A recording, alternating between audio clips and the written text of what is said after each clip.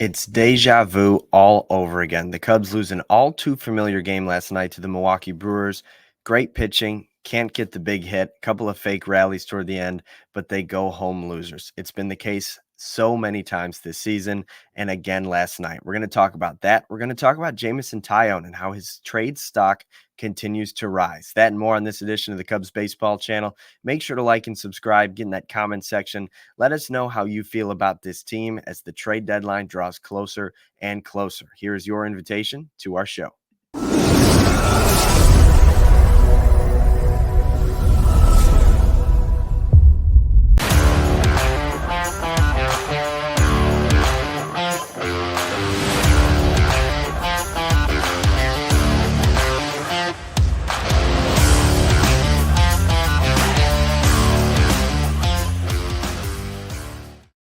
What's up, everybody? Welcome to the Cubs Baseball Channel. My name is Anthony Pasquale. On Twitter, as always, at ant_Pasquale3.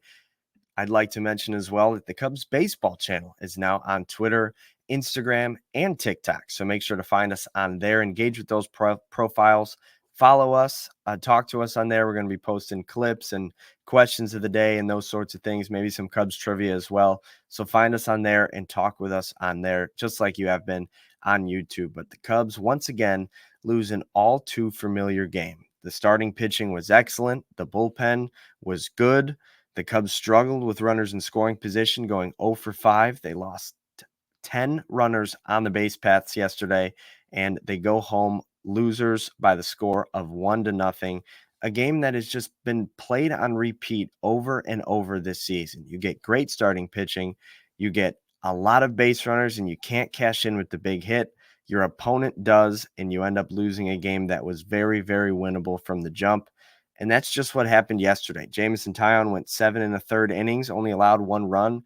And the run that did come in to score, he didn't actually allow the run in. It was actually the bullpen who allowed their first inherited runner to score in quite some time. It was Julian Merryweather's first outing back after being on the injured list since April. And he comes in, gets a couple of strikeouts, but gives up a single up the middle from Brice Turang, which drives in the go-ahead run.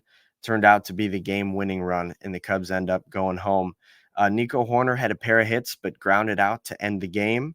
Seiya Suzuki, Ian Happ, Miguel Amaya all got a knock. Dansby Swanson had 2 hits and a stolen base, but it was just all in all not a super pretty game, but one that we have seen so many times so far this season. But if there's one positive to draw from last night's loss, it's the fact that Jameson Taillon's trade stock continues to fly through the roof. He was excellent once again, lowering his season ERA to 2.96 on the year.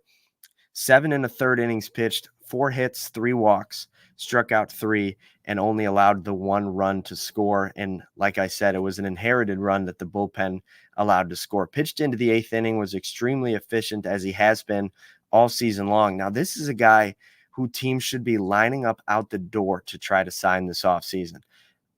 Or try to trade for at this deadline. You look at a guy like Taillon and you see a controllable arm who has been pitching well for over a year now.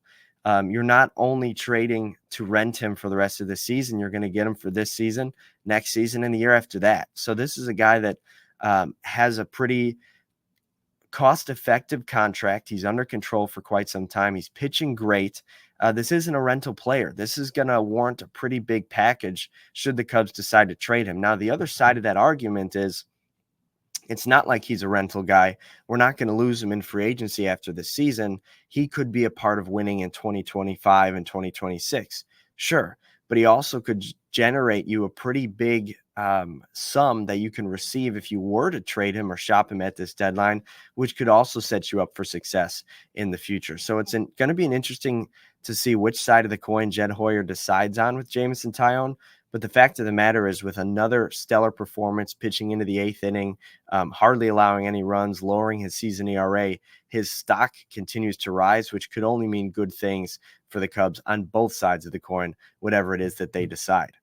I want to give another shout out to the bullpen. They've continually been good. I know they did allow an inherited run to score yesterday, but Merryweather looked pretty sharp, throwing some good swing and miss pitches in his first outing back since April. And then Jorge Lopez Another scoreless outing for him, lowering his season ERA to 3, as this Cubs bullpen has really turned a corner and could potentially be a strength for this team, maybe not only this season, but in the future as well. We talked about Julian Merryweather making his first trip back to the big league since April 5th. Nice to see him back on the mound.